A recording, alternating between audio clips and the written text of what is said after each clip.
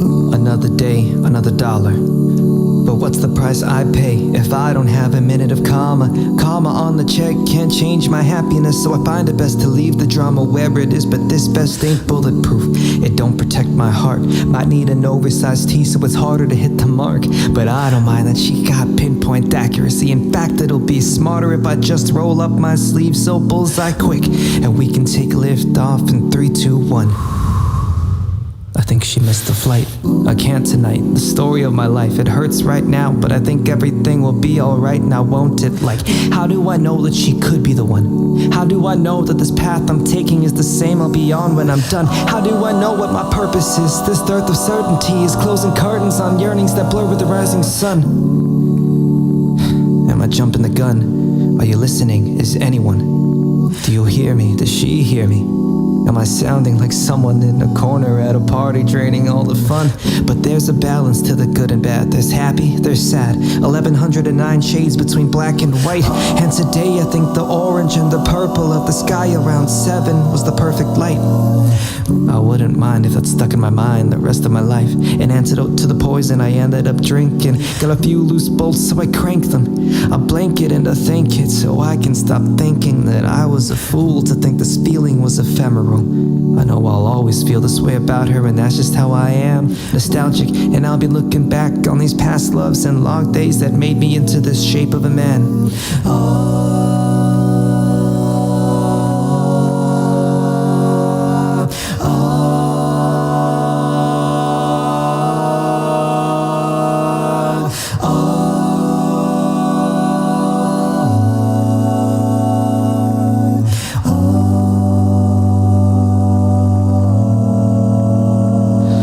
Feel the self-doubt creeping in, slowly making its way through my skin. With my confidence in the basement, things I should have said, moves I should have made, all the dates we never went on, looping on in my imagination. This movie's getting old, I'm ready to change my tune, but I think I might be a little too scared to. Well, I'm too content to trust my bent and hope I pirouette in her mind the way she does in mine. Cause I look at her with feelings, she speaks to me in words, no verse. Am I cursed with the love of her language? I got time for love language, hours work in concert, but in time will this love languish? This doubt keeps me thinking I'm not good enough for her, but I know I am good enough and I am not settling. And if she gets back, well, I hope that I'm getting a second date, or someday we'll try when the time is right, when she's no longer floating on the wind that's passing me by, when I get my shit straight. But what is a normal life? I had a vision things would look a little different. 2020, the year of I was supposed to's and lost time. Kuya said to think of it as I plan to's. You gotta choose to view it through a hue of blue. But who knew I'd still be waiting in that queue, biding time till I can get freaky like Babu.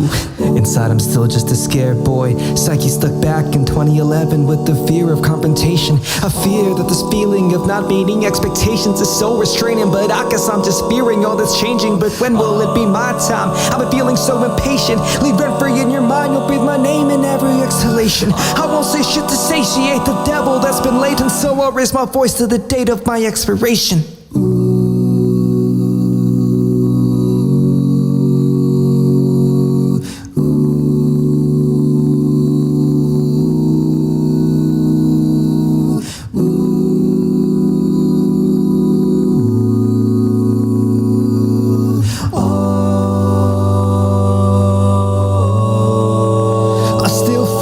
I'm running out of time. Thing is, frankly, I'm still in my prime, with a million other chances, not just tonight. So close my eyes and know I still got life, I still got youth. I'll find a little peace of mind, I'll find my root. Somehow I still got hope, still feel brand new, and every night I still dream that I'll still have you by my side.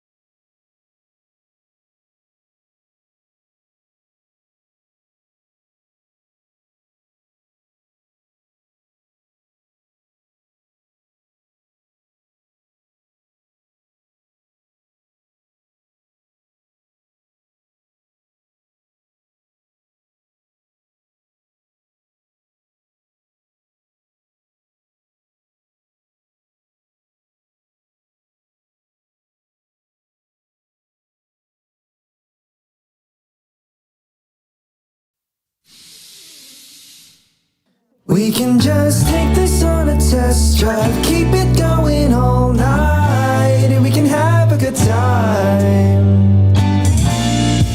Hey! To be honest, I'm entranced from your entrance. The light might enhance your enchantment. I don't got plans for advancing. Change that, but the only change is in the bucket that I got my hands in. Pull forward, but I'm doing okay. Can I buy you another rocket and no chain? Don't look like half, but I can do this all day. Got a lot that I want to share. Ooh, think you got it all. Gotta shoot this shot, I'm calling. Gotta chase like an alcoholic. Homie, gravity knows how quick I'm falling. Can't freeze, but I gotta take a breather. But really, when is the next time I'll see ya? Pull the courage out the ether, but my knees are getting weaker from this little diva. So I say, hey, did you come here on your own? Don't spend tonight all alone. If you need a little company, I don't mind one thing. I just love being alive. Hop in the car and we'll go. Hop in and I'll take you home. Woo! We can coast on the coast with the windows down and ride. We can take this on a test drive, keep it going all night. We can have a good time. We can sing until the fire dies. Wouldn't mind if you're on my mind for the rest of my life. Yeah! Woo!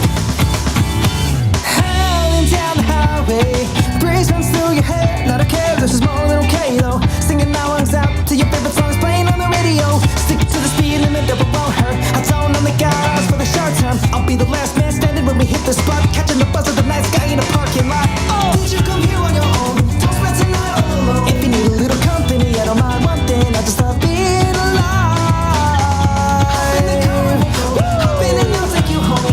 Hey, we can coast on the coast with the windows down and ride. We can take this on a test drive, keep it going all night, and we can have a good time.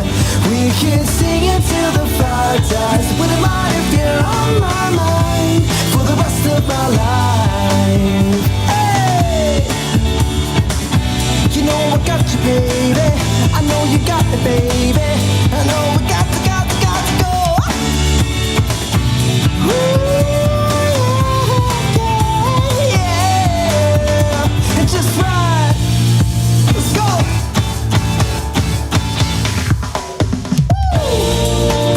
Well, I'm in no rush, but I love the rush I get from you. The way your cheeks are blushing, I know that you feel it too. Oh, spectacular escape, I'll keep it rested in the recesses of my psyche, so I can dream of the way you are and how you look tonight. We could just go, keep it going all night, and we can have a good time. We could sing until the fire dies. It wouldn't mind if you're on my mind for the rest of my life. Howling down the highway, breeze runs through your hair. Not a care, this is more than okay though. Singing my lungs out to your favorite songs playing on the radio.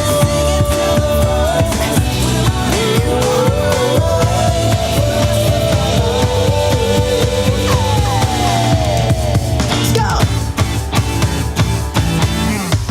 Take it easy now.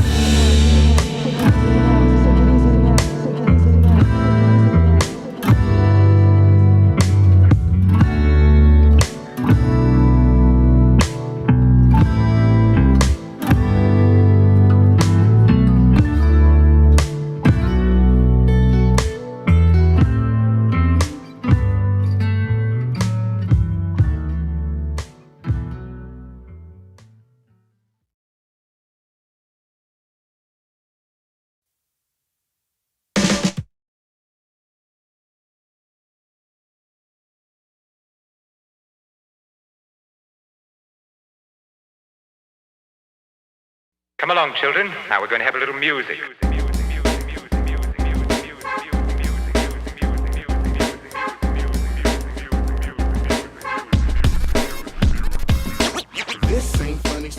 Yo, yo, yo, what is good? What is up? Welcome back to First Cut Live. This is our weekly show where we talk about the big movie news, all the gossip, all the good, juicy stuff that's happening in Hollywood today. I am here, obviously, as always, with the crew. who is with me right now.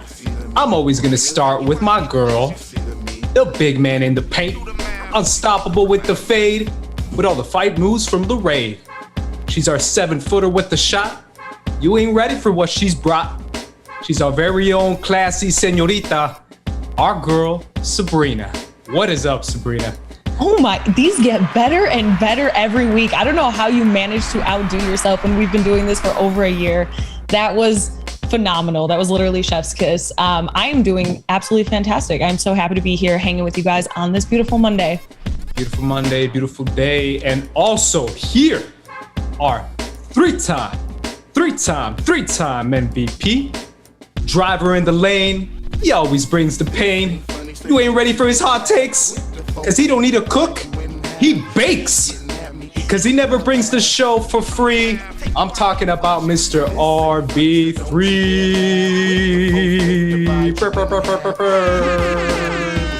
You know what's really funny about this too? I remember the day that Ace was like, we should start doing like fun intros, and I was like, yeah, I'll totally do one. Like, and I came in and I thought like about two or three sentences. Was this pre-Sabrina? Yeah, it was pre-Sabrina. Yeah, I thought about like I literally thought about like 2 or 3 sentences. I was like, oh, this is gonna be great. And then Ace came in and rapped like a full 8 bars to me, and I was like, oh shoot. Okay, we can't do this anymore. We can't do this anymore. But I'm glad we're still holding that down, man. Bro, Andre's taking the wheel. He don't cook, he bakes. Yeah. Cooking with grease. That's what my man Dwayne put me on to. Cooking with grease. That's how my man says it. Hey. Cooking with grease. I'm so happy to see you guys. I was supposed to see you guys this weekend. Something came up for me this weekend, so I did not get to see you guys in person, chilling and vibing with y'all. But I am vibing with y'all now, and I'm also vibing with everyone in the chat that is currently here, like Kylie's, our Cinema Gorilla, and Meg is here. Our solid Kylie. Our solid crew. Jeremy's here. My ladies, Kylie, Meg. So happy. All the goodies, all the comebacks are here. Our longtime supporters are people who are always here with us. Thank you guys so much for joining us. Even if it's 20 of y'all, 20,000 of y'all, we support y'all. We're going to give you guys shout outs. We're going to appreciate you guys in the conversation, and we're always going to bring that conversation. But before we do, I kind of spoiled it a little bit, but how was y'all's weekend? You want to go? Oh, you go, Sabrina, you go. All right, I'll go first. It was so much fun. I was able to hang out and be able to meet so many people that I've only gotten to meet virtually. So it was a lot of fun to be back into it. Of course, we had the Schmodown Cantina. It was very, very fun at the Scum and Villainy. And then just going out afterwards. So I was recovering on Sunday, but Saturday and Friday were both really, really great.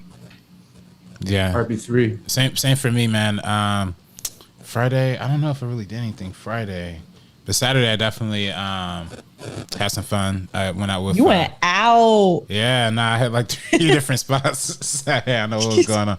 Our work hard party. I've noticed just based off your Insta story, not even noticed because I've seen it. Damn, bro, you hitting up like 20 clubs. Calm down. When you're fresh off a breakup, you'll do anything to just show out. You know what I mean? Like, you just drive like the distance. Like, oh yeah, I'm gonna definitely hit 4 different bars and post 8 different pictures. Like for sure. I'm gonna show I'm having fun. No, look how toxic I am. Golly, it's only Monday. Damn, too. Bro, you toxic Avenger out here, bro. Out here, man. That's dope, man. Views anyway. My stories don't even give views anyway. So I viewed it. Oh my I know, damn, people bro. be seeing it. Some people, my friends be seeing it. It's better than my stories. You know what? No, that's the thing though, is like it's so important because it's like the Great Gatsby of it all. You know how you post stories sometimes just for like specific people to watch? Yes. As long as those people are watching, yes. Success. Yes. It's all good. And when those people don't watch, it's like the most tragic, heartbreaking stuff. You're like, oh, this is for nothing. Like I'm gonna start deleting. I start deleting stories. Like I'm like, all right, forget it. Really? I don't think I've ever done this. Yeah. Y'all have seen my Instagram. The only thing I put stories of is basketball stuff. That's it. Literally, that's it. Like not a single other thing. But yeah, I mean, my weekend was weird, but I did definitely try to see a ton of shows. I saw a movie, which we will talk about eventually later. I saw Coda. Oh, Saw Coda, right? Did we see Coda? No, we didn't. I did. Did you all three? I didn't see it all the way through. I'm sorry. I saw like the first act.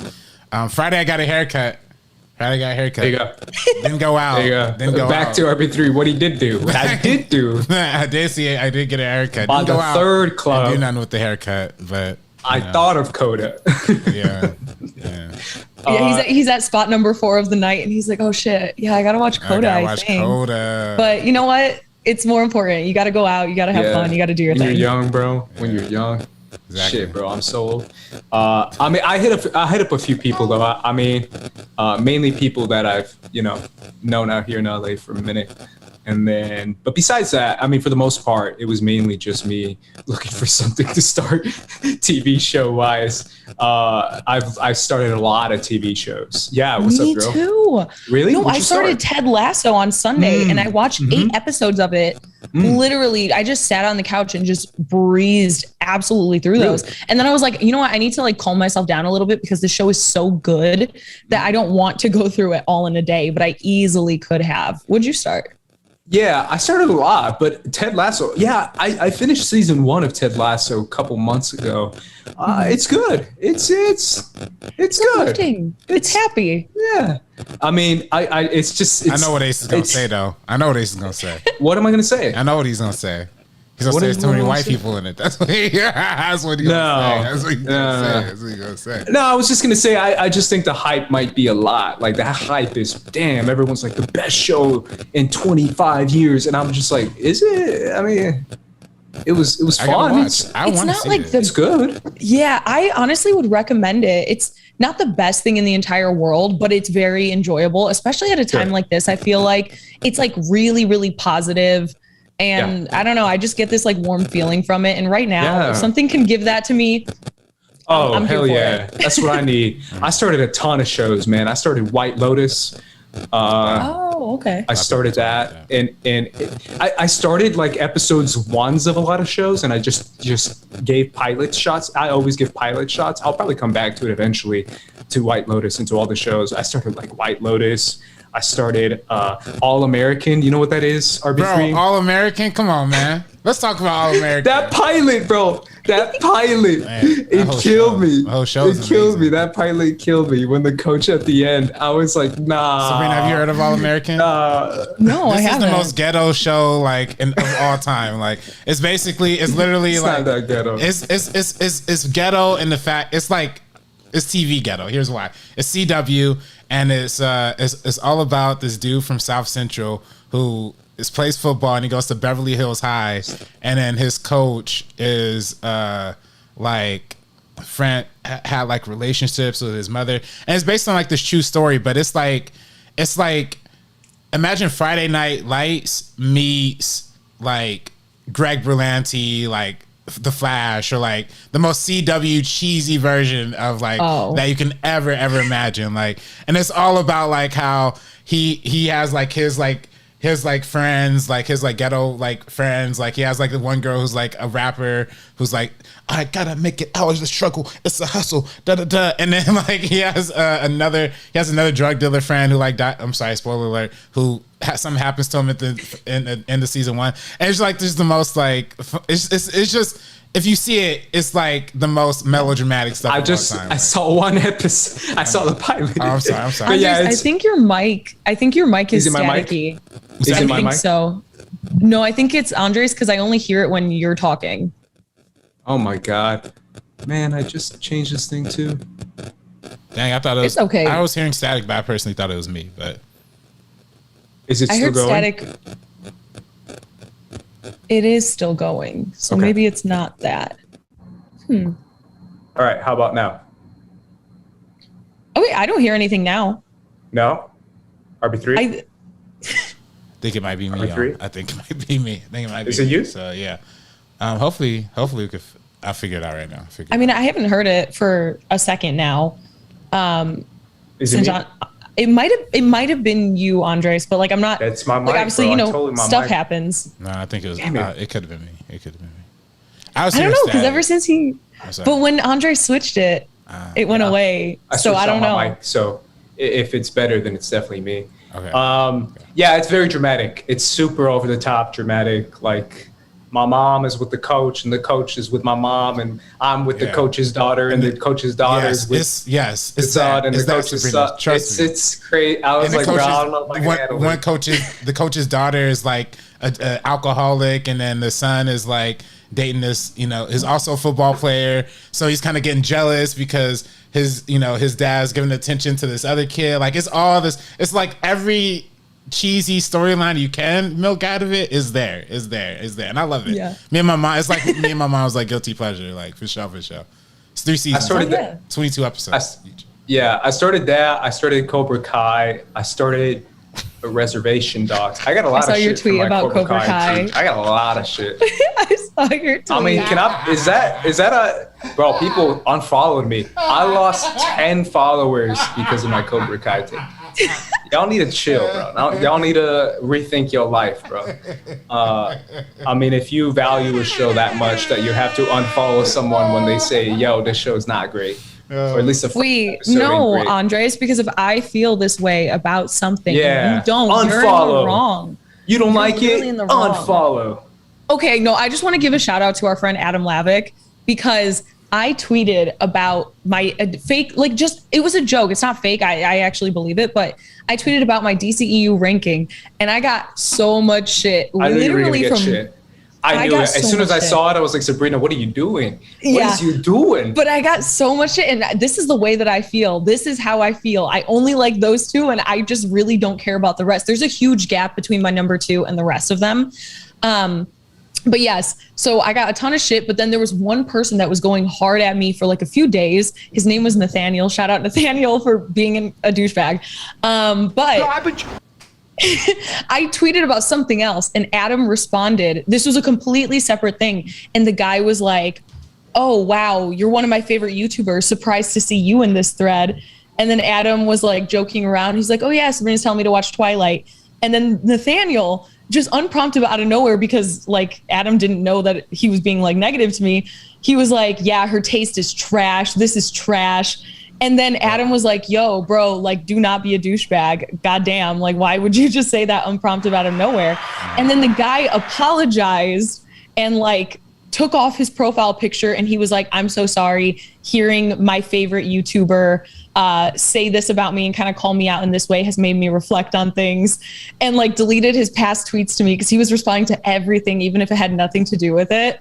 So like, shout out to the people like Adam Lavick and everybody else who just like, we know I didn't see that. I would have done it. Well, no, but that's the thing. That's like amazing. Yeah. So all that kind of stuff. Like, I know we're all there for each other when people are giving you shit about something. I'm just like, But yeah, that's why we all stick together. I'm getting eaten alive right now in the tweets. We all deal with it in like different things. Yeah. I don't know, man. You quiet as hell, RB3. You haven't come in to save me. You're not saving your boy. What do you mean? You haven't saved me. I would. I didn't. I saw the Cobra Kai thing late, but the Cobra. I didn't know what to say to the Cobra Kai thing. I didn't see Cobra Kai. I can't. Have you seen it, Sabrina? No, I haven't. I actually did just watch all 4 Karate Kid movies a few weeks ago, but I feel like Cobra Kai is not something I'm interested in. I was, and I just said the pilot is just very much like, oh Lord. It's like really like, yo man, this old ass, racist ass dude who's like, he's just trying to do better, man. He's struggling, and I'm just like, yeah, but you're an asshole. Like, he mistreats everyone in front of him. He's like an asshole to every woman he sees and every minority he sees. He has like a reference, like, why aren't you speaking Spanish, bro? I don't speak Spanish, you dumbass. And I'm like, am I supposed to like this guy? And everyone's like, well, he grows, he becomes a better guy. He becomes a better human being, and I'm like, I don't think I give a shit. You're 50, you're 50, bro. Like, if you got to become a better human being by meeting a minority immigrant Mexican kid when you live in fucking LA, bro, what? Yeah, like, you're from LA, bro. Like, chill.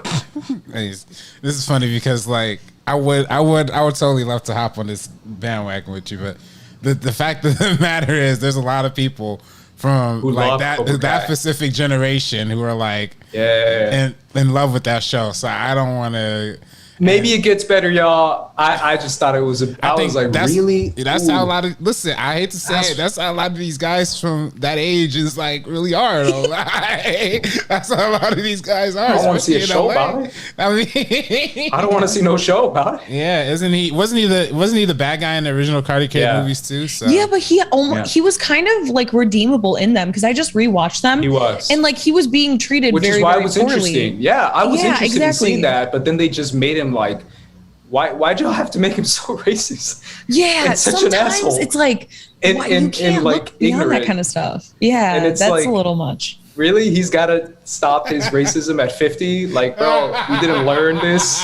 He's been on this earth for 50 years, and he just is living like that. That's like Matt Damon. That's like Matt Damon when his daughter like says, like, yo, what are you talking about? This dude's 53 years old. His daughter had to tell him to stop saying it. He's like, just weird. Just stopped saying the F word. It doesn't mean I'm saying. Why would you announce that? Why a lot of people are like, yo, it doesn't mean he can't change. It doesn't. And I'm just, that's not what I'm saying. I'm saying I just don't know if I care of watching an entire show about him. But I started that. I started Reservation Dogs as well. That's kind of the one I'm sticking with. I forgot about the 5th Karate Kid. Yes, I actually prefer the Jaden Smith one to literally anything. Sorry, just had to shout out Zeno in the chat. I actually like the Haley one. What's her name? Haley? Is it Haley? In the next Karate Kid? Yes, her. Yeah, I like her. Hilary Swank. Hilary Swank, not Haley. Yeah. Come on, man. I actually like that one. That was a fun one. I don't know. Yeah. Oh yeah, mixed Dawson that one. Okay. I like the Jaden Smith one. That was actually my first like exposure to Karate Kid for the most part. And we got that like fire ass song with him and Justin Bieber. Mm-hmm. Never say no. Was that Never Say Never? He's bigger than me, taller than me. That one. It is Never Say Never. Yeah. And then did you see the Justin Bieber like 3D movie that came out like during that time? Yes. Yeah. Like the documentary movie, right? Like the concert movie. Yeah. And then Jaden Smith that came out and performed that song with him. Yeah, that was it. That's fine. Nah, man. I was gonna say, but yeah, I'll eventually pick something. Go ahead, RB3. I was done. Oh, my bad. I didn't mean. I keep interrupting. I'm so sorry. No. Dang. We're talking about Karate Kid. I'm sorry, I lost my train of thought completely. Oh, Meg in the chat says something really funny. She said, "See, I don't hate tweet RB3 every day for hating Tom Holland. Be more like me." Exactly. Exactly. See, yo, hop on the Tom Holland hate train with me. Yo, and you could be totally cool. Meg loves Tom Holland. If she doesn't talk shit to RB3, exactly, like, just be more like Meg. Everyone should just be more like Meg on Twitter. Be like Meg. That should be a sound drop. We gotta make that a drop. Be more like Meg. Be more like Meg. Definitely. What's crazy though about like those old shows like Karate Kid and like all these like nostalgia trip shows, like I feel like no matter what you say, like you're never gonna convince anybody like against liking it or not. Like you can make the most like valid, like, oh, this dude's terrible, washed, whatever, like, and you're never gonna convince anybody, bro. So I just try not to engage in those discussions anymore. Yeah, I mean, I knew I was kind of gonna start a firestorm, and I was like, F it, and then I lost like 10 followers, and I was like, really, damn, over this. Kylie said in the chat, like, if you lose followers, you're doing your job right. So that's my philosophy too. Like, I lose followers so much, it's not even funny. Yeah. But speaking of show/movies, this weekend we had a movie that was only in theaters, not on streaming, and that was Ryan Reynolds' Free Guy. I can't lie, y'all, when I say that I had zero interest in watching this film. I don't know if that's just me, but it's just based off the trailer. Maybe I've heard it's a great movie. I've heard it's like actually really, really good, but just based off the marketing, based off the trailer, they really made it seem like, yo, this movie's just popcorn garbage. And I was like, I'm not really in the mood for it. But it made 28 million opening weekend. We also had a couple drops from Suicide Squad as well in the box office, which a lot of people are freaking out about, which I think is stupid. Again, I think it's gonna have like people are really enjoying it, and people are talking about how it's pretty good. Most of the people, that's a general consensus. I do think that the first Suicide Squad being so bad has left that sour taste in everybody's mouth about this one. That's kind of like my thought process. Even when I recommended it to Eliza, And she was like, oh, we watched the 2016 one. It was bad. And I was like, this one's much better. And she's completely casual, general movie-going audience. Like, she doesn't really keep up with everything that's happening, but she liked Guardians. So my thing was saying like, oh, James Gunn's attached to it, the same person who did Guardians of the Galaxy. So I feel like that's to be expected for a film like this. Also, it's rated R, very out there. Hopefully it'll get legs somewhere else. Yeah, I think it will for sure. What do you guys think of this number for 28 mil? 28.5? Fantastic. Round up. Great number. I would have. Fantastic. That's a great number for this movie. If it was like, if it was non-pandemic, that's a great number. Are you kidding me? For this movie, for any movie that's like a non-IP pre-established, it's really good. You're right. Yeah, that's a great number for an original concept. That's dope. And the budget was only what, like 70 million. Something? I don't know. It wasn't like the most expensive movie ever. So I appreciate the fact that an original movie, not based on the IP, open to that high. I think it would have been a good opening for non-pandemic. I just wonder like without the pandemic, what this movie would have done too. But yeah, and obviously no hate on the actual movie, guys. I haven't seen it. I'll eventually see it. I'm just saying my interest wasn't there necessarily based off the marketing. This isn't my review of the movie or anything. I'm just going off the trailers. I was like, man, this thing is really trying to be cheesy, and you know, in a way that's not the most fun for me. But again, maybe it is. Maybe it's awesome. Maybe it's super funny. I mean, I was also like not super impressed by the trailers. I think Ryan Reynolds has created a like very distinct brand for himself and his career, his identity. So when you see him attached to something, you know it's going to be something funny, a little bit meta, and that lends itself to Free Guy. And I don't know, like I like it, and I really, really enjoy his work. I enjoy Deadpool. I enjoy both of them, honestly. But I wasn't going to like rush out to see this one in a theater. Like if this was like a streaming drop or like a paid VOD drop, I would have probably checked it out. But with everything that's going on, it just makes me a little hesitant because, you know, like AMC's full capacity. And if I'm not 100% like down to go see a movie, super anticipating it, very excited, I rethink it a little bit. This is one that I could wait a minute for. And you know what? And shout out to my man Taika Waititi, man. It seems like this dude has the Midas touch. Like literally anything he touches, like even if he's a cameo in Suicide Squad, like that movie ends up beautiful. Like or same with Free Guy, like he's in this, like just in the cast. I don't know, is he like secretly like ghost, right? Is he like reading these scripts and it's like, oh, I can fix this up for y'all. I don't know what's happening, but seems like he's doing something. He's a genius, bro. He low key might be a genius. Oh, he definitely is. And shout out, I realized what I was gonna say before I forgot. Shout out to Reservation Dogs on FX. That Andres is talking about. Also Taika, also composed by my good buddy Mato. Mato, he's actually the composer. If you see the opening credits, he's the actual music composer. And if you go to my YouTube channel, he's directed multiple shorts that I've been in and stuff that we've been in together. So really good friend of mine. Yeah, now he's working with Taika. Yeah. No, I don't know if he met Taika, but he told me about scoring this TV show like years ago. I was like, what, really? And I was like, oh. And then when it finally came out, I was like, no freaking way, this is the exact thing. Like, you want me to be honest, guys? And I know we're getting off topic, but since you brought it up, RB3, I started Reservation Dogs literally not knowing at all that it had anything to do with Taika. I literally just started it because it's an FX show and it's about Native Americans. And I've always wanted to watch more. I've told you guys this. I've always wanted to see more Native Americans in screening on film. So I said, I'm going to go out of my way to see it no matter what. And then as soon as I saw Taika, I was like, what? That's cool, man. That's special. I hope the show takes off quite a bit. I'm on the pilot, so I'm definitely trying to get the vibe as far as like where these kids are at. But I definitely like the theme so far, especially when it talks about kind of like what life is like on a reservation, which is super rough and pretty much anywhere you hear.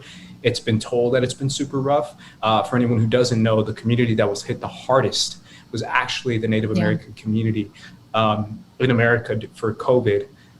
It was hit the hardest. And it's definitely one of those things where they have the least amount of resources. And it's very, very tough. So hearing about like a comedy with kids in it is a very interesting way to kind of tackle these subjects. And I think that's a really cool, interesting way to do it. So I'm excited, and I think these kids are great so far. All 4 of them are great. So we'll see what happens. But yeah, I mean, Taika in acting, Taika in directing, Taika in writing, yeah, producing like Star he Wars. Really, I mean, he had those pictures like making out with Tessa Thompson and Rita Ora. I mean, he's like winning at life. Dang, Bro, He's you just imagine winning Rita- at life. Rita and Tessa Thompson. Like, if you told me that, I'd be like, And they nah, had bro. like champagne and everything. Like, This ain't heaven. truly. Like, if I could Freaky Friday with anybody for one day, it would be Taika Waititi. If we could switch bodies and I could just live his life for one day, yes.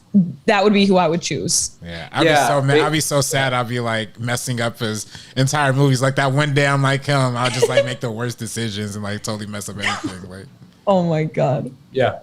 Yeah.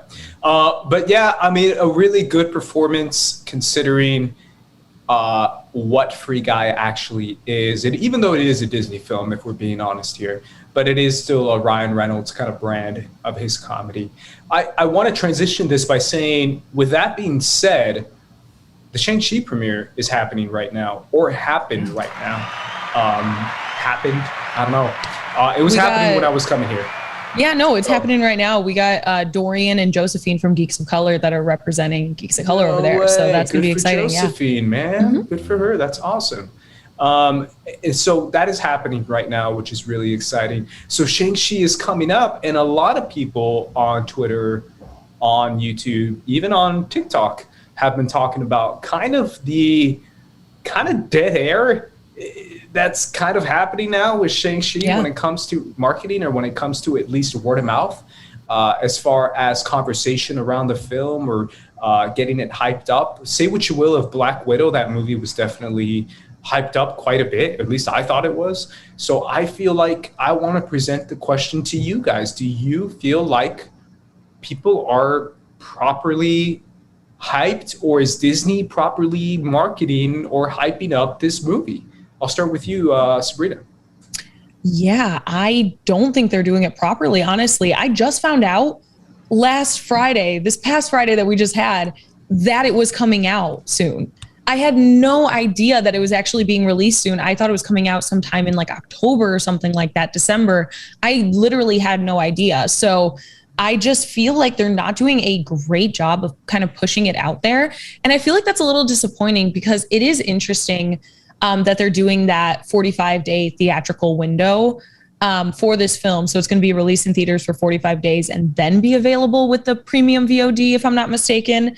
So I think this is the first time they're kind of trying that out. I do like this approach much more than something like a Black Widow, where they do have it coming out on the same day, premium as it is in theaters. I just hope people are actually going to go out to see this film, because with everybody involved, there's so much talent. Destin Daniel Cretton is one of my favorite directors, super, super young, but Short Term 12 is one of my favorite movies of all time. So I'm so happy to kind of see him make this jump to this huge, big budget movie, especially one that is as important and influential to the MCU as this one going forward. I feel like for the first few phases, Marvel was playing it safe, and I'm a Marvel fan, but I think they were playing it a little bit safe with the characters that they were choosing in the storylines. I like the fact that they're kind of branching out when we have like Miss Marvel, obviously Shang-Chi, Eternals, all these different things that are coming out in the future. Gets me so much more excited to have something new and refreshing. I just don't think they're doing the best at marketing this and really pushing it towards audiences. What do you think, RB3? Well, it isn't. So what I think of the marketing. So the marketing, I'm not 100% sure, because I personally, and I watch a lot of like nerd YouTube. You know, I watch a lot of like new rock stars and all that stuff. So obviously, I see the ads pop up there a lot, but I also see a lot of ads for like, you know, like What If going on right now. They're still pushing Loki a little bit stuff too. So part of me kind of feels like, you know, Marvel only has like a certain amount of marketing dollars, you know, or you know, Marvel, Disney, whatever. And you know, between like Loki wrapping up, kicking off What If, and you know, Shang-Chi coming out in a couple, Shang-Chi coming out in a couple weeks. You know, there's just a different level of promotion. Now I also think like too, it does come out in, beginning of September. So I personally don't like to be inundated with a bunch of commercials and all that kind of stuff like immediately. So I'm cool with where things at now for me. I personally also think too, like sometimes there's a lot of cases where I just might not be seeing marketing that could be happening in certain places too. Like I know for Wonder Woman, for the first Wonder Woman, a lot of people asked that question, like, where are they marketing Wonder Woman enough and whatnot? And some people speculated not. Some, I thought maybe not, but it turns out the movie ended up making like 400 million, in the domestic and 700 and something worldwide. So obviously they marketed it somewhere successfully. It just might have not been on like TNT or somewhere I probably might be watching TV. So I don't know. It's just things like that I kind of think about. Now, in terms of billboards, like I've seen billboards, but I see billboards of everything, so I don't really know if that like counts. And again, the premiere's happening tonight, so I think like after the premiere, we might see like a whole different wave of press and a whole different wave of what we're gonna see. So I don't know. And in the marketing sense of it, that's where I'm kind of at. Like, it might not be like the most in my face, but I might not be putting my face in those right places personally. So I'm not gonna say it yet, but I will say if it fails, like Disney really got some answering to do, and I really hope it doesn't fail. Hey, First Cut and Geeks. Hey, hello. Thank you. That was a super chat from Moromoth Haunts. Ooh, thank you. Thank you so much. $5 plus donations will be read out loud by the robot. Kind of going off that, I feel like I'm seeing the chat kind of talk about what they see as far as the marketing goes. And I don't think marketing is necessarily or hype. That's why I put hype in the title, or we put hype in the title, is necessarily how many commercials you see. Let's count the commercials. It's way more than that. Like, to me, Marvel marketing is known for being original, for being out there, for being everywhere, for being in unique ways, whether it's on Twitter, whether it's,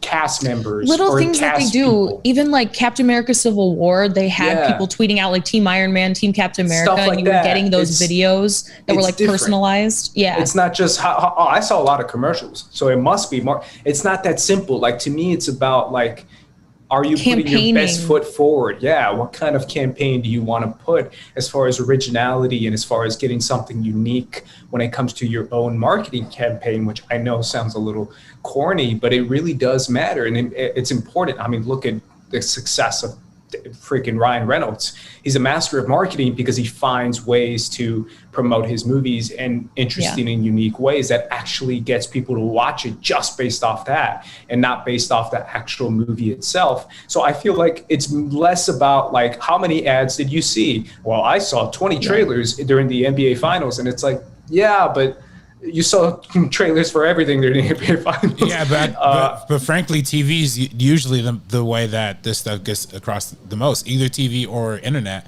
And frankly, the internet wise, like, again, I don't know. We're like a little bit a ways out. You know what I mean? It's still September. We could see them put a full marketing push behind it. I mean, right now though, frankly, all I'm seeing a lot is a lot of what if stuff. So. I don't know. That kind of comes into conflict. Could that be getting in the way of Shang Chi? Again, I don't know. Maybe they're pushing the what if stuff to certain markets, and they're pushing the Shang Chi stuff in other markets. Maybe they're doing those things like that. Also, I think Shang Chi they've been pretty trigger shy about for a long time about even releasing it in September, right? Like even having it in the release, even having like these releases coming out this year, especially with this new. They just announced the 45-day theatrical window like late last week. So it's only been a few days that we even found out this was going to be the case. Yeah. And it's only 2 weeks until it came out. But kind of going off of what Andre said, though, is like how effective like the marketing is, how engaging it is for the audience, especially for people like us that like we watch all this stuff. We watch other people talking about this movie or whatever. We watch so much content related about these types of like news. So it's in our minds fresh. But for somebody else who's like just outside of this, who is interested in this type of thing, with the trailers, with any TV spots, with anything like that, are they getting the sense of what this film is? Are they getting like the vibes? Like, is that working effectively for them to be like, yes, I definitely have to see that? Because for a story like this, you can't just bank on like your characters that have already been established. This is introducing somebody brand new. And unfortunately, a lot is riding on this in a very difficult time. There's a lot riding on this type of story and where they're going in the future with all of this. And it is unfortunate that right now we're not going to see a huge box office. That's just the reality for any film. But with something like this, they spent so much like money and like resources already to make it happen. I just really, really hope that within the next 2 weeks, up until the film's release and even as it's being released, I just hope that they do just like a step above. I studied like marketing and things like that, and I just have been like really unimpressed. I'm seeing the cast members tweet out better stuff. I hope y'all are having a good night. Unfortunately, me and my family who are excited for Shang-Chi as a Filipino Chinese will wait until 45 days past to watch on D2 to Texas Delta shenanigans. Wow. Hey, thank you, Tim. Yeah. Thank you. Thank you, Tim. Thank you, Tim. Appreciate But it. it's really difficult because if you're Marvel, you wonder like, okay, this is the first time they're trying this. What if it like backfires? There's just so much uncertainty riding on it, and it has nothing to do with the movie, with the subject and the people in it. It's just exactly what Tim Sim just said. You know, there's just people that aren't willing to go out right now for a lot of films. They're going to have to wait for that theatrical window. Will that help it? Will that hurt it? We're going to be yet to see until it actually happens. But yeah, I do think that they need to create a little bit more of an engaging marketing campaign. As someone who studied it, I'm just a little bit unimpressed right now. As much as I want to see the movie, this has nothing to do with the movie or anyone in it. Just the marketing isn't 100% there to really catch you. And again, to kind of go off people in the chat, in case you guys just jumped in, it's not about, I've seen an ad, therefore, or I've seen 20 ads. It's so many of them. It's not about how many you see. It's not about, you know, how many trailers you see or 30-second TV spots. It's about the way it's presented to you. It's about how they do it. Is there an original creative way of putting out this film in a way for audiences to be introduced to this character in a cool, unique, interesting way? It's been done before by Marvel. This isn't nothing new. I feel like they've done it with a few characters. What did they do? What did Warner Brothers do with like Suicide Squad that came out this like past couple weeks? I mean, they had hashtags ready like leading up way before, because everybody loves all the little hashtags that kind of come with the emoji. I tried to see if there was one for Shang-Chi already, and there wasn't. And I just feel like there's little things like that. I got one on mine. There is one? Yeah, I got one. Okay, literally earlier today, I tried to check and there wasn't. So I don't know if it's because the premiere just happened, but this was like earlier this morning. I was curious about it. So maybe now it is there. And it's like a few weeks, so that's fine. But they've done it before with so many different things, with like Spider-Man Far From Home, Spider-Man Homecoming, all these different things where they were able to engage and interact with their audiences directly. I see so much coming from like the cast and crew. They're tweeting out amazing things, but for some reason, from a lot of the other accounts, it's just, I don't see anything crazy engaging coming from their direction. They already have such a built-in huge fan base. They can easily introduce like something really easy and simple to get people very, very hyped and excited. And I just hope that they do. I have faith that they will. But yeah, they really just need to kind of center on like what the voice of this film is and reach out to demographics that maybe wouldn't even normally be interested in like a Marvel film like this, and be like, yo, this is something new, fresh, exciting. You got to go check this out in theaters. This is not your typical action film or whatever. We're introducing something exciting, and sell it, you know, not just having TV spots and things like that. I like the trailers. I liked what they've done in terms of that, but just something a little bit more engaging. Yeah, I think there's ways to do it. RB3, go ahead. Yeah, I mean, I think, you know, I think there might be a bigger push now that we're getting closer to. I think after this premiere happens, we're going to see a lot of word of mouth probably happen on social media, right? And I think that's really going to start the ball rolling. I think Marvel, we're usually used to their premieres happening like a month in advance. Like that's also what's crazy. So we're used to seeing, excuse me. Excuse me. Oh, dang, I thought I muted myself. Bless I'm you. so sorry. they usually do their premieres like a month in advance, and we have like a month's worth of tweets, a month's worth of people talking about reactions, a month worth of people getting hyped.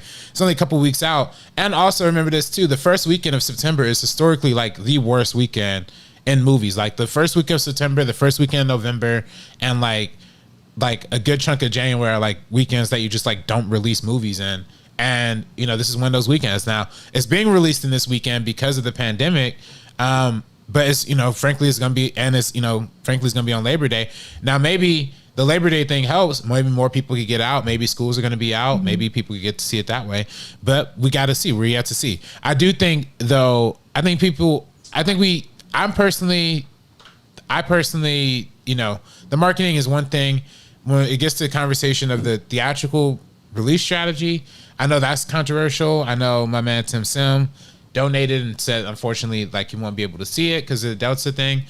I probably have the most unpopular opinion out of like everybody here, and I personally think that's the best move that Disney could probably go with. In my personal opinion, is the 45-day window. You know, because I think we've seen exactly what's going to happen with the exclusively a Disney Plus model with Mulan. We saw what happens with the hybrid model with Raya, and then we see what happens and with Black Widow, and then Black Widow on a bigger scale than Raya, and then we see Free Guy, which is like the most successful of like you know, all of these relatively. So for me personally, it's like, yeah, I go with the theatrical model. I think that's the best way to do it. I think 45 days is plenty of time for people to see it who want to see it, while also getting people who, you know, who are scared and hesitant of the virus, either time to, you know, get accustomed or just wait for it on Disney Plus. Yeah, that's my next question to you, Sabrina, is there's now a debate around, and RB3 touched on it. Obviously, I'm glad he did. He said he prefers and he likes that they're keeping it in theater. He feels like that is the best way for the movie to be successful, and to make it successful, and to make people say, if you want to see this damn movie, you have to literally get up, get in your car, and go see it. And people see that as like the best way, because that's showing support and that's showing you care about this film. And there's been another side of the conversation, which is saying, yeah, but there is actually a variant going on that is literally making the virus worse. So why not release it like the hybrid model, like you've done in movies in the past? What do you feel like is right at this moment or on September 3rd? Yeah, I mean, I agree with RB3 that this is, I feel like, possibly the right move. And it is unfortunate for people like our friend Tim Sim or others that are not willing, and they have to wait about a month and a half longer to be able to see this film after everybody else that is willing to go to a theater already has. We've been talking about you know, blockbuster movies, indie films, theaters, and how this relationship is going to evolve, and how the pandemic definitely sped up this process of, well, theaters have kind of been dying for a very long time. They're trying to start all these different new ways to kind of adapt to everything that's happening, even before the pandemic happened. And it really did just speed it up. So I think them trying this out is a good move. And I really hope it kind of like works in their favor, where anybody who's willing, because like you said, Free Guy did very good, especially for a film like that. F9 did very good. It's like, this is going to be released like worldwide. And then we have other films like The Green Knight that releases in America, and then they canceled the UK release, I think like less than a week before it was supposed to even come out, which is it's so insane to me, because maybe then find some other way of being able to release it. People in the UK, it's still completely up in the air and they have no idea. And it's been what, like 2-3 weeks? So for a film like this, it is essential to get it to as many people as you possibly can right away. And then you can wait on that hype. And then anybody else who isn't going to be able to see it will have that opportunity. Unfortunately, it is a window, but I think it's a window that is kind of necessary to preserve the theatrical experience. Right now is not the best time to do it, but I mean, if this is their first time trying it, that's okay. And like, I'm on the same page as RB3, but I do see all different sides where Delta is rampant in a lot of areas. People are already lifting mask mandates. There are people that still do not want to get vaccinated. There's places that don't require proof. You have no idea. Somebody could be like taking down their mask to eat popcorn, cough, and then you have no idea if that person's vaccinated. It is weird to be in an area like Trader Joe's or grocery shopping or whatever, and then hear people like cough. It's kind of anxiety inducing. And we've all been a little bit paranoid for over a year now about everything. And it's getting scary again. It's never stopped being scary, but it's getting a little bit scarier where people are hesitant. So it's difficult, but I am personally going to go to the theater to see this one. And I'm happy that they're trying this out, because going forward, when we're in a situation that's a little bit less scary and less nerve-wracking, at least we could have something like this to fall back on, where we know we're still going to be able to watch some of our favorite movies in theaters and not a dual release right away. I also kind of want to going off that, and obviously going off this, it goes hand in hand with COVID, because it just does. RB3, I'm glad you brought it up, because it kind of goes to show, we've had conversations for weeks, if not months, about the whole hybrid model, about the whole exclusive model, which one is more respectful to the creators of the film than the other. Which one do you feel like is more respectful? Is it saying, hey, let more people be able to see it, so put it on the Disney Plus pay model, so people actually have a chance to see it for those who can't leave their home? Or is it saying, hey, why you got to undercut it? Why you got to sell us short and put us on Disney Plus and streaming, and then kill our box office in the process, when you can put it exclusively in theaters and just force people to say, I'm going to have to be able to get up from my couch or not be able to see the movie in order to get more people to see it in theaters and pay money to see it in theaters? I mean, I again, like it's a tricky situation. I mean, it is. Like what? So, because I've heard both sides. I've heard people be like, "Yo, why you got to put it on?" Like, mainly people from the Asian community have been. I've seen like YouTubers or tweets or TikToks of Asian people being like, "Yo, why you got to put it on Disney Plus? Why can't we be in theaters and be celebrated in theaters?" I agree with that. And then I've heard the other. I've heard, "Yo, what the hell? My parents can't go see. I wanted to go see it with my parents. My parents can't go see it with the Delta variant. Why can't you put it on Disney Plus?" From the same Asian communities, and I'm just like, I don't know. Yeah, I agree with that. I mean, I agree with that. I lean a little bit more towards the, like, we've already done that. Like we've seen it with Mulan. We've seen it with Raya. Like Raya literally made $122 million worldwide, just in box office worldwide. That's not even domestic. Worldwide, 122, and that's not even including the streaming numbers, which to all reports that, at least coming up on Google, it didn't do well on streaming either. Same thing with Mulan. I mean, Mulan had underperformed as well, according to all estimations, on its Disney Plus debut. So it's like, and even outside of like, Asian specific movies, Cruella seems to have done like seemingly well, but Cruella came out like during the perfect time, like right when theaters were like just popping open and people were like really, really excited to go back. But it still made $228 million in theaters. And it did decent on streaming, but less people are interested in the streaming. I think that's the thing that we have to like keep in mind too. Like the streaming is a fleeting market, and less people are interested in it, and it's going to lead to more piracy. And I think for a movie like Shang Chi, I think like it'll be shooting itself in the foot, because I personally think it's going to be a quality movie. I think it's going to have replay value. And I think eventually the pandemic is going to get better. Like, I think this is a surge we're in right now. But I think eventually, I personally have hope. And again, maybe I'm just being a little too optimistic. But literally 1 year later, the same thing you say. Yeah, no, it is 1 year. There is one day. There is going to be a day. Yeah. Who knows? It's not going to be anytime soon, unfortunately, from the way that we're seeing this. But I agree with RB3. Like, there is going to be a day when stuff is finally better. It is interesting to hear people talk about like post-pandemic right now, and it's like we're not. Yeah. So it is kind of crazy. And I think another big thing that's just really weird and kind of unsettling is the fact that a lot of jobs and things like that are still requiring people to go into office at a time like this talking about post-pandemic stuff. I understand when it's completely necessary, but if it's not, and you can do the same work at home, why wouldn't you be able to do this kind of like hybrid model? And I know this is like, I'm relating it back to all of this in 1 second, but it's because we have to do stuff like that. A lot of the times people are like, F it. If I have to go to work and I have to be around people then, like, why can't I go see a movie? Why can't I do something fun if I'm doing all the like shittier parts of life in person? That's me. You know, like that's the thing. No, that's literally me. And I literally I feel you. And jobs, you gotta stop it. People, you gotta stop it. You know what I mean? Stop putting let me shut up. I'm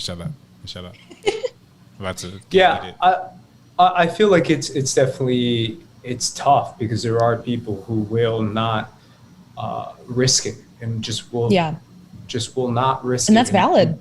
And that hurts the box office and that hurts the success of the movie.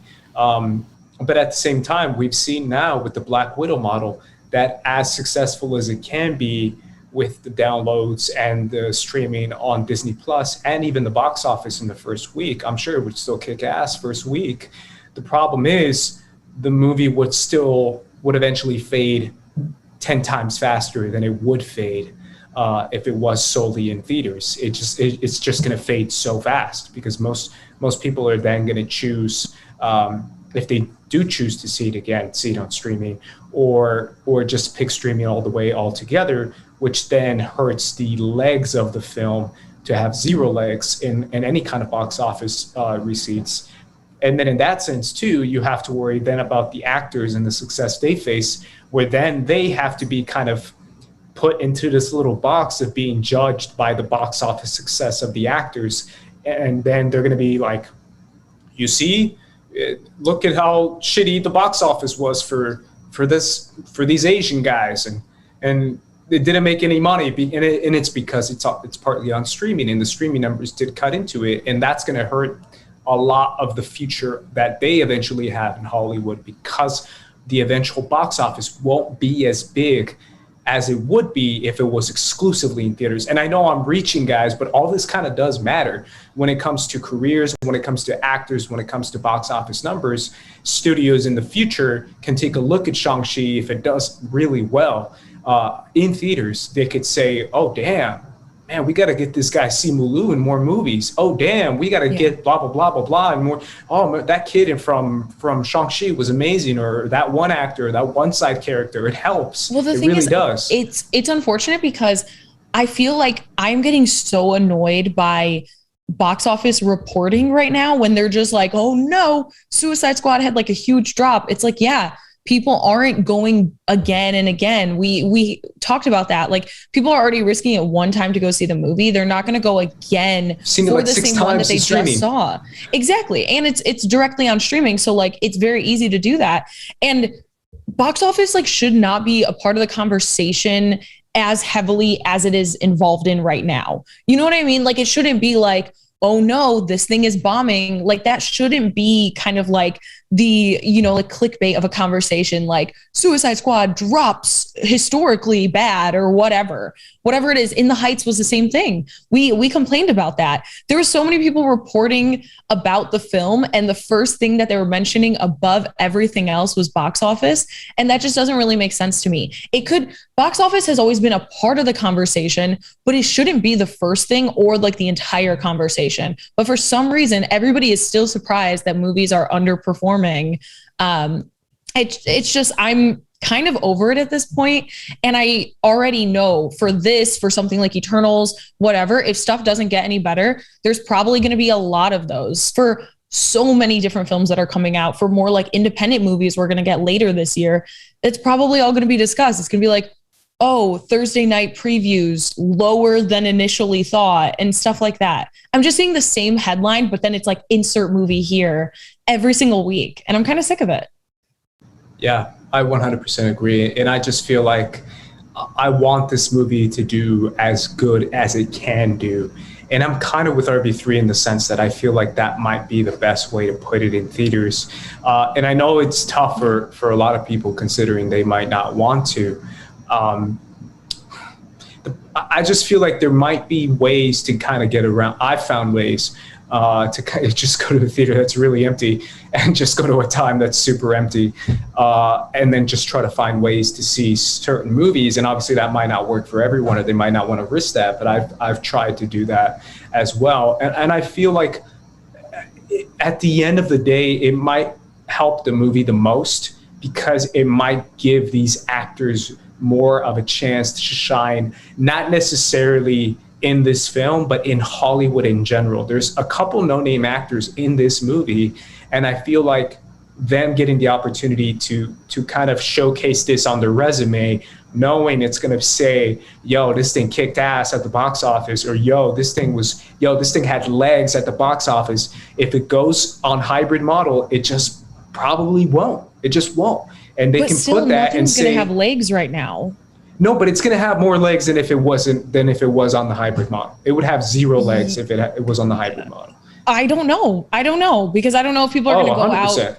I'm not that saying undercuts the audience. I'm not saying not with hybrid like day and date release, but that's what I'm saying. I just think, well, like it's a mixture of both. That one, I feel like if the movie's released and then it's available on streaming, the people that are comfortable going to see it in a theater most likely are going to go see it, and they're hyped for it.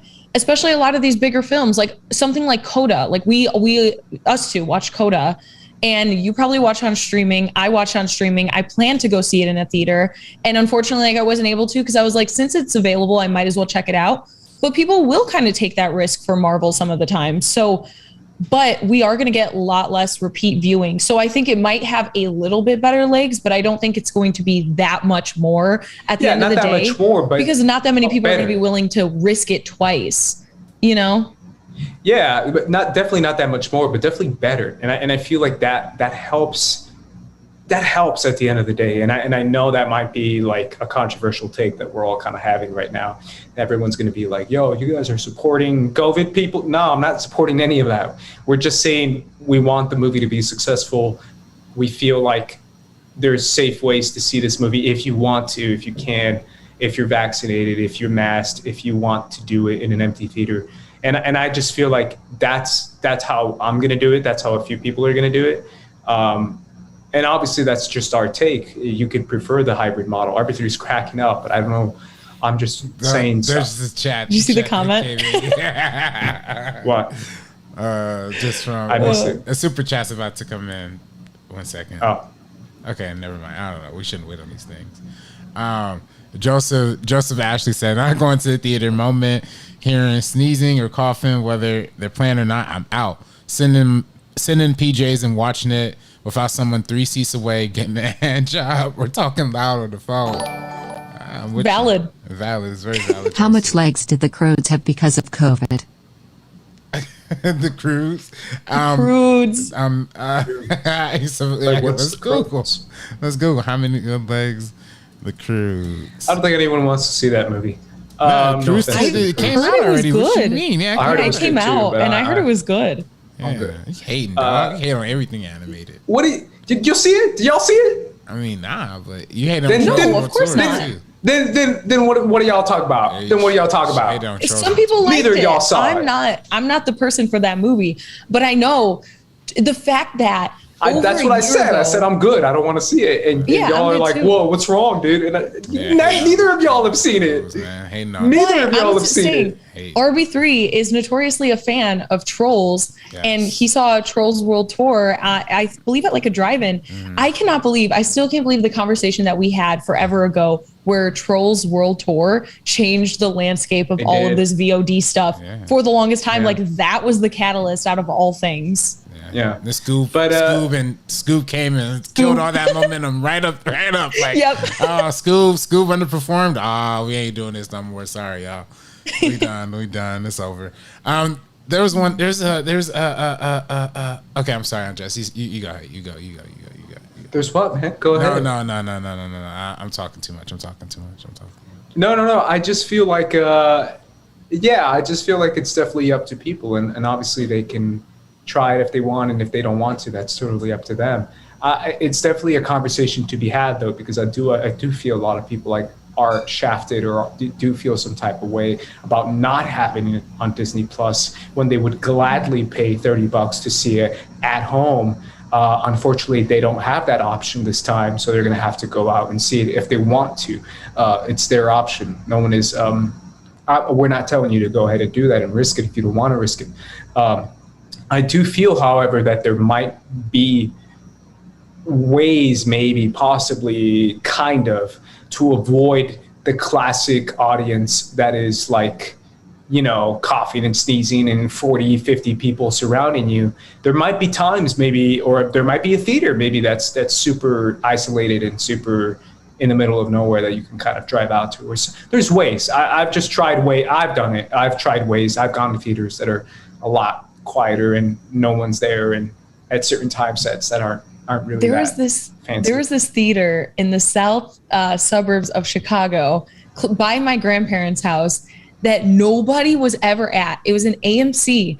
No one was ever there. There was never any cars in the parking lot. Like, you would literally think you're in like zombie land. I always felt like I was in like a weird place whenever I walked out of that theater. When I'd go to my grandparents' house, we'd go see movies a lot of the time. But it is so odd. I feel like that theater is probably dead ass empty. So I forgot where it is. I think it's in like Lamont, Illinois or something like that. If anybody's close to Lamont, Illinois, check up on that theater. There's probably no one there if you're looking for something that's empty. Go ahead, RB3. Yeah, no, I mean, theaters, listen, theaters in the middle of nowhere, it definitely helps out. Times help out. Joseph Ashley said in chat, thought drive-in theaters are going to make a comeback. I thought so too. Then I started going to a bunch of them, and it didn't really work out as well. But I do think there is still room for people who want to see Shang Chi and are able to get to a drive-in. Maybe that's a potential to still see it theatrically without, you know, within regulations. I do want to say though, there was we're talking about all these animated films and streaming directly to streaming. You hear about Transylvania 3? Hotel Transylvania 3 had it, or 4 or 4? Is it 4? Yeah, had it directly to potentially Apple TV Plus, or was it Amazon? I'm sorry, I think it was Amazon, right? I don't know. I think I read a report that Sony was closing a deal to. I'm sorry, I didn't even. Like, we have a whole like document that we talk about things on. I don't even put things in the document. I'm so sorry. No, that's totally fine. Yeah, either way, man. I don't know if the streaming thing option matters. You could just, you know, your general point still is valid. Yes, Hotel Transylvania to skip theaters and debut on Amazon for $100 million. There you go. So it's a huge deal. Amazon Prime trying to get into the animated market, which is $100 million for Hotel Transylvania 4. Yeah, that's what it looks like. And yeah, all the cast is back too. It's Selena Gomez, David Spade, Steve Buscemi, Andy Samberg. Yeah, all the cast who's been in other movies is back in this one. So it looks like this is just gonna. And this franchise has made over the 3 trilogies. That's all 3 of them combined. Has made $1.3 billion worldwide. So this is a pretty big gift for Amazon Prime. It looks like for $100 million. I think it's a good deal. I think it might be. Maybe I think it might be a good deal. I'm not a money like streaming buyer guy, but it sounds fair. I believe Adam Sandler is not coming back for this one. I'm gonna Google it, but I don't think he's in this one. Yes, he's not. Adam Sandler and Kevin James won't be reprising their roles, so now it's different. Interesting. People. So yeah, I kind of want to. Oh, go ahead. I'm kind of wondering. I don't know if that was something that's been down the pike. I saw trailers for this movie already come out, so that's kind of interesting. He kind of started that franchise, right? Yeah. Yeah, it's definitely interesting now that people are kind of going back to streaming. I don't know what's going to happen with this, guys, with this whole COVID situation. I don't know. I just don't know. I don't know I don't know what is and what isn't working. RB3 is very optimistic, but I just don't know. As far as like everyone's just going to get better and it's going to be okay. But I just don't know how long it's going to take or what it's going to take or if people are actually changing their minds on things. Are they? Because I don't think they are. It doesn't sound like they are. It just feels like everything's kind of the same. So I don't know if it's necessarily improving, but then again, what do I know? I'm not a scientist as far as, numbers that are people less numbers of people in hospitals and all that, but it feels like it keeps going up, or at least staying the same. So who knows when this will die down, but hopefully by September 3rd, there's at least a little bit more quiet in the storm, that people can go ahead and check out this movie with a little bit more peace of mind. I definitely want to hit on a comment that John Lee said in the chat, just because he pointed out something that I've been wanting to say about Suicide Squad. He said that, where did he say it? He said, I think the problem with the streaming problem is the piracy. Black Widow was pirated like crazy, and good copies were online, unfortunately. Suicide Squad was everywhere online, and people are really talking about the numbers. Bro, everyone either saw it on streaming or pirated the shit out of that movie. That thing was pirated to hell and back. I know, because a couple of my homies know, like, are into that little movie world, as far as like online websites and all that shit. And they told me, like, oh yeah, that shit was on there, bro. And I was like, was on there? Yeah, it's like really good quality and everything. And it's like, yeah, when you can stream the movie and it's high quality, just watch it for free. It's high quality. Yeah, and it's free. Because you could a couple ads. Because back in my day, you used to have to, if you wanted to stream it, you'd have to know you're getting the crappy quality. If you wanted to torrent it, you knew you were like, or download it, like you were like, all right, like I have to, and you want the good quality, like you have to take that extra step. That was me. But then I knew there's like the risk of like getting my stuff searched or whatever. But my point is, like, how are people talking about box office when like millions of people probably saw this movie, if not more? Like, I'm telling you, so many people saw Suicide Squad. They just saw it on friggin' downloaded illegally. People uploaded that kind of stuff to everywhere. I saw a tweet before Black Widow, when they first like announced like the hybrid release. Everybody's like, Black Widow's the first movie to premiere on 123 Movies. Literally. And Joseph Ashley says, I saw Black Widow on Facebook. I love when Corella came out and people were posting like the Pornhub screenshots. I'm like watching Corella. I'm like, yo, this is getting crazy. That's funny as hell. But it's so real that it kind of pisses me off, because I'm sure how much you want to bet, and this might be me speculating, but how much you want to bet a lot of those people who did it, because a lot of them are like around, millennial age, if not a little younger. How much you want to bet those people loved Suicide Squad and are now like on Suicide Squad TikTok, and they're like, oh my God, Suicide Squad was awesome. For sure. And it's like they saw it on an illegal website. Yeah. But that's also, and they're like putting like hard eyes around Ratcatcher and shit and making memes. And I'm like, how much y'all want to bet those guys came from like online illegal websites, man? Yeah. I mean, sometimes, like, if you're like a kid and you can't like afford your own HBO Max thing, and like your parents won't buy it, or like whatever it is, I mean, and then they go on TikTok and make it. It's available. It's all there. You could stumble upon all that kind of stuff. So like, I get it. The way you want to watch it is the way you want to watch it. Yeah. More Moth sent a super chat in as well. I don't know if that came up. Did it come up? It probably will. It takes a second. Yeah, it usually takes a wow, it takes a real second, huh? Yeah, super chats takes a little longer, but if you want to send in something, the first cut.live comes in a little quicker. Totally anecdotal, but I'm doing more COVID cleans in the ER in the San Diego lately. Yeah, there you go. Yeah, that's real. More COVID in San Diego now. It's tough, man. I feel like it's just a bummy situation, and a lot of those same people who are dying of COVID are still saying, I'm not dying of COVID. And it's kind of insane. And I've seen reports on it, a couple of reports talking about that, and how they're still kind of in denial, even though they're literally minutes away from death. It's kind of insane, guys. Like, I'm blown away by the attitude that people have about this. It's baffling to me. The way, I don't know. I'm just blown away by people who are still kind of ignoring the severity of it. Even though their family members are dying from it, or they are dying from it. Either way, I feel like that's such a big thing that everyone overlooks, and that a lot of people are able to see this movie in a different way if you put it in the streaming platform, and if you put it in the streaming option. So it's just like, bro, come on. Like, you can't put this on filmmakers and on actors and be like, oh, it failed because no one wants to see this actor. And it's like, really?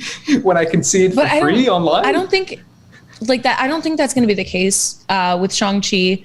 Fortunately, I think that it's not going to be like this movie. It might. No, but I don't, even if it bombs, there's a lot of other factors. There might be some clickbaity titles, but those people's opinions like that are irrelevant. If anyone's going to say that this bombed because of this actor or this bombed because of this risk, that's just bullshit. And honestly, that's just like negative, like toxicity that I saw it. I saw it not for Shang-Chi, but I saw it for Snake Eyes.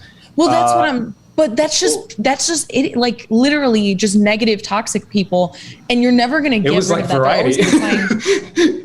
It was like Hollywood Reporter or Variety. Also Variety, like, I mean, I'm just saying those aren't the most like too, yeah. They were haters. Like, I agree. They listen. What Sabrina's saying is they were like, oh, no one saw this movie because who wants to see these freaking Henry Golding and this freaking Koji guy? And I was like, really? They're not Shout out to the top 3 baddies on the internet.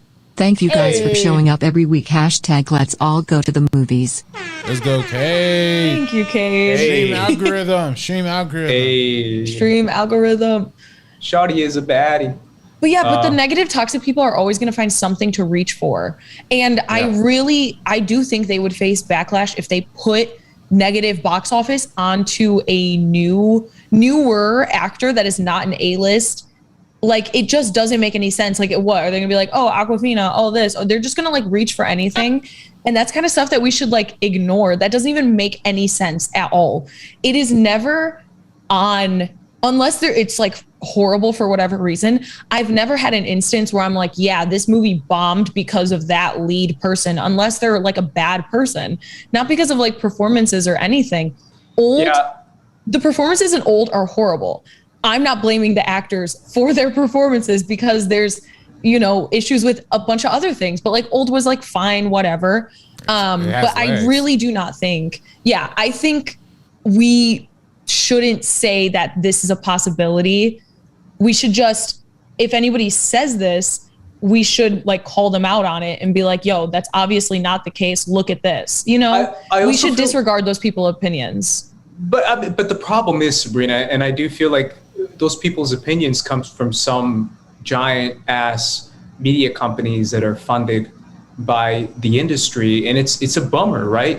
I feel like it's such a bummer to see that these media companies feel like they're just so washed up by old Hollywood that they kind of do want to see, the old system kind of come back. And I'm talking about the top dogs. I'm talking about like the Varieties and the Hollywood Reporters and all that, where when you're talking shit about your own movies, it just feels like it's such a bummer, right? I feel like there could be better people working in these structures that have been around for so long. I feel like there's just a new. Well, they know toxicity gets clicks, unfortunately, and gains traction. It gains traction from people being mad at it, and it gains traction from people that are also negative, agreeing with it. So unfortunately, that's just, we all call it out. We see that. We see headlines, we see all this different stuff, and we're like, this is literally like bullshit. Like when people were reporting on In the Heights, I was saying the same thing. I'm quote tweeting, and you were as well. And literally all of us just like call that stuff out all the time. And I don't see a world where they're going to blame the box office on like any of the actors or anything. I don't think, but there are going to be people that are higher up. Like I understand that, like higher up, who are like, well, look at this. We can't have. I think the Suicide Squad and Shang-Chi are going to be considered cult classics when all is over. Personally, I think Shang-Chi could gross $1 billion under normal circumstances. For sure. Definitely. I agree. Yeah. Yeah, it's crazy, man. It really does. It really does make a difference, right? Like this thing does deter people from going out, at least a lot of people, maybe not all people, but definitely a lot of people, to going out and seeing these movies. And it's just, you never know what could have happened if there was no Delta variant, or if there was no theater shortage and stuff like that. It really is one of those situations that these movies could have been so successful. And that's why the Scarlett Johansson contract situation is so interesting and relevant, because it talks about blaming her for a situation that's kind of out of her hands, knowing that they kind of did expect something out of a bonus when it comes to a movie that they knew wasn't going to be able to be successful going in. So they kind of knew that they weren't going to have to pay her regardless.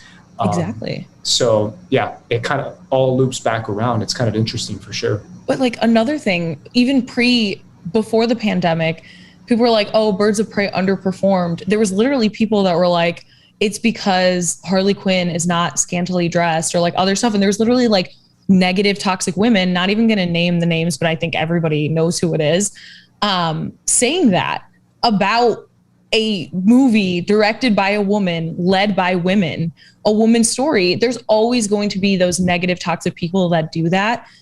And because they know the reason why that person who I'm not naming does stuff like that or other people along those lines is because they know people are going to interact with it.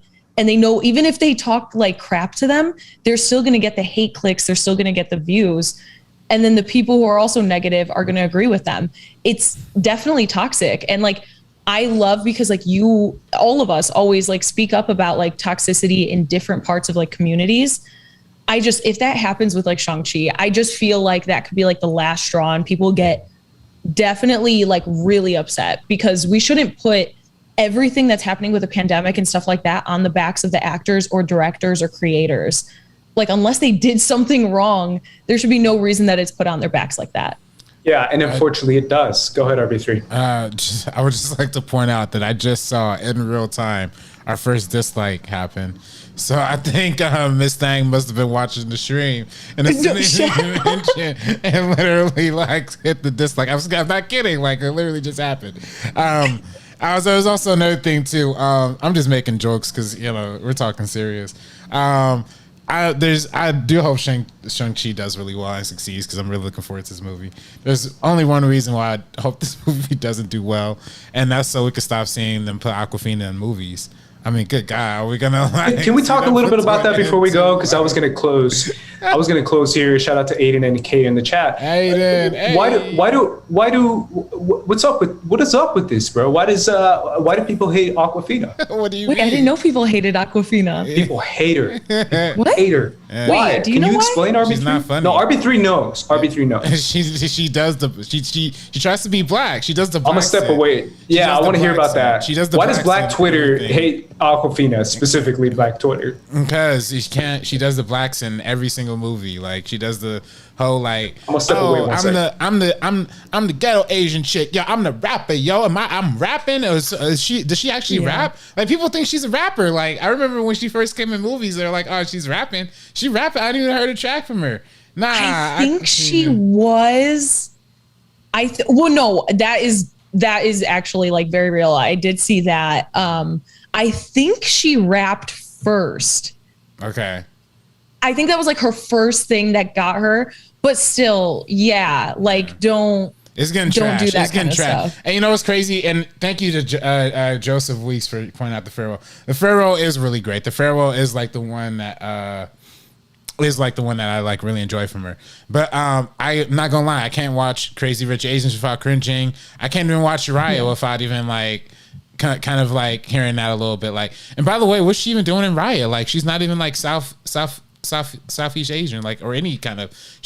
I'm not gonna get into that argument because I'm not Asian, so I'm not gonna even get into that. But I'm just saying, like, she's not that talented to me. She's not that good. I think she's good. I mean, she's good in The Farewell, but not. She gives a dramatic actress, but I don't think doing the fake accents is funny, and I don't think people have been finding that funny for a long time. So yeah, that's why she was definitely in like Crazy Rich Asians. She dialed that up a lot in a movie where that was completely unnecessary. But I believe she rapped before, but also I have absolutely no idea. Yeah, Kay says she rapped and she had a rap song in 2012. Listen, she could be a rapper all she wants. You're in Hollywood now. You ain't gotta put on the act no more, Especially that's also what makes me mad too. Like I've seen The Farewell. I've seen like things where she's not doing that and it doesn't have to be like that. You know what I mean? Like, so I don't know. It's a little exploitative. I think a lot of people do it subconsciously. And I think she frankly might be doing it subconsciously, honestly. So that's what it comes down to, Yeah, is that mainly it? Do you feel like she's doing that accent?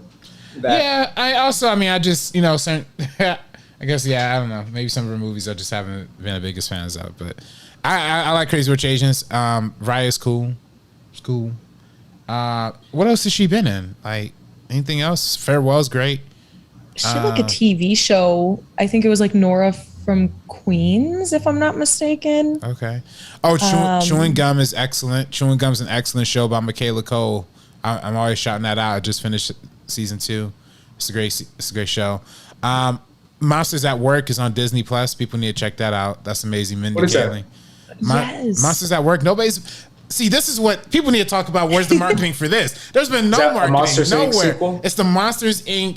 TV show, and it's the most. Really? It's so good. Like, okay, really, it's not like so good. I could kind of see why Pixar is kind of bearing it. It's like the same exact. It's like a super high quality version. Sabrina, you know what I'm talking about, of like those animated sequel TV shows that used to come on Disney Channel, like like the Tarzan show or Lilo and Stitch, like the shows. Like, it's like a high quality version of that, So it's not like movie quality or like Emmy quality for sure, but it's like really well animated.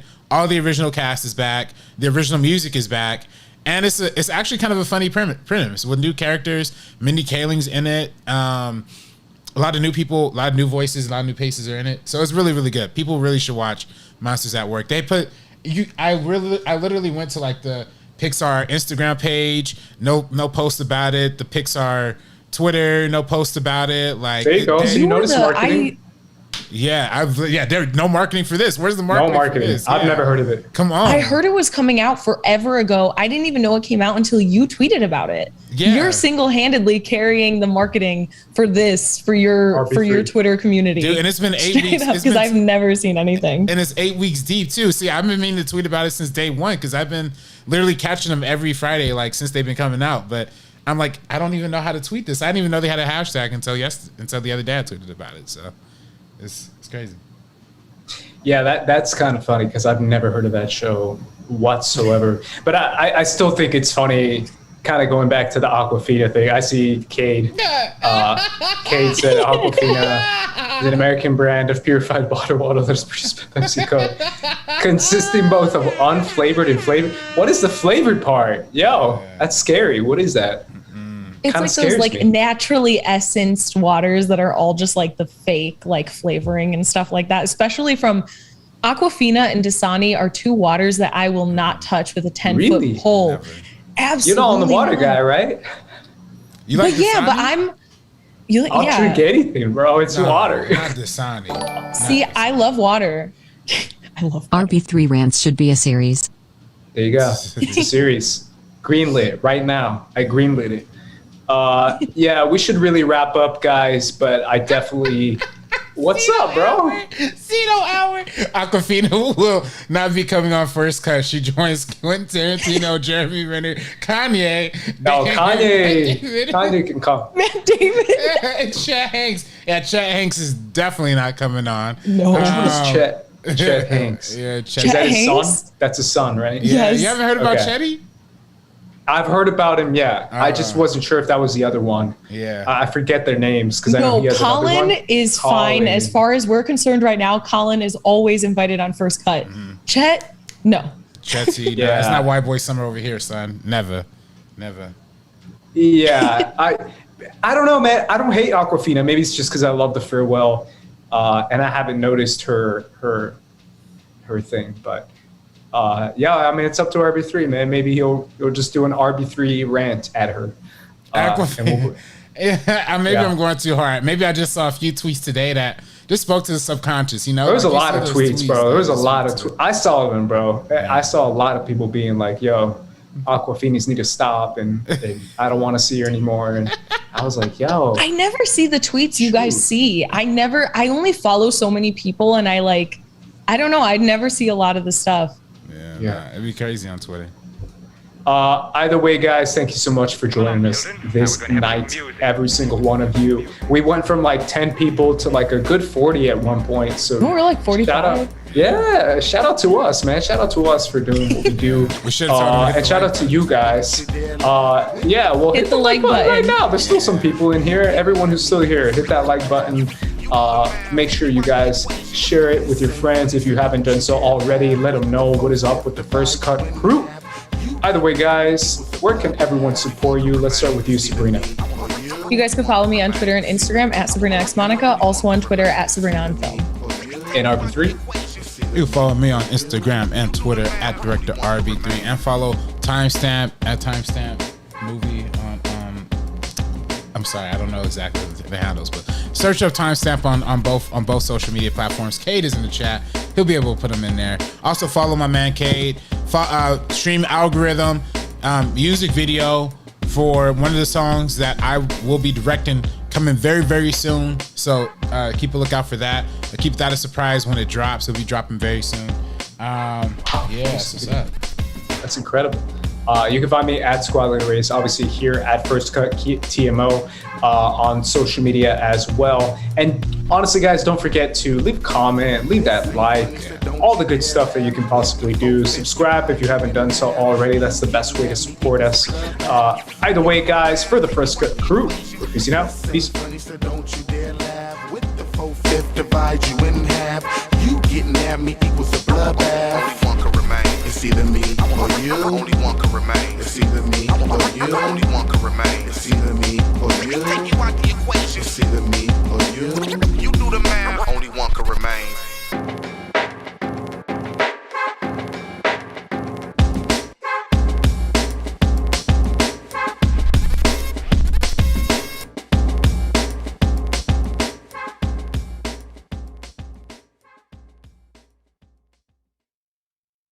It's Britney, bitch.